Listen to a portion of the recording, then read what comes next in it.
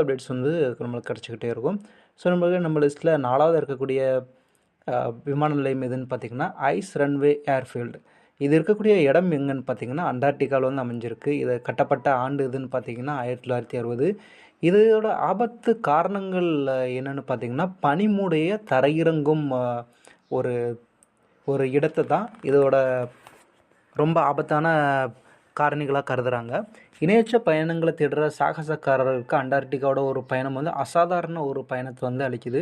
குறிப்பிடத்தக்க வகையில் வந்து அண்டார்டிகாவோட குயின் மவுண்ட்லேண்டில் உள்ள உல்ஸ் பாங் ஓடுபாதை நோக்கி ஒரு விமானம் வந்து செல்லும்போது தரை இறங்கின உடனே ஒரு பனிமூட்டமான ஒரு சூழ்நிலையோடு தான் இது வந்து தொடங்குது அப்படின்னு சொல்கிறாங்க. கோடை மாதங்களில் மட்டும்தான் இந்த விமான நிலையம் வந்து இயங்கும்னு சொல்கிறாங்க. நியமிக்கப்பட்ட பகுதியில் ஆண்டுதோறும் பனிப்பொழிவு இல்லாதது தடையற்ற பாதையை வந்து உறுதி செய்யுதுன்னு சொல்கிறாங்க. ஸோ பனிப்பொழிவு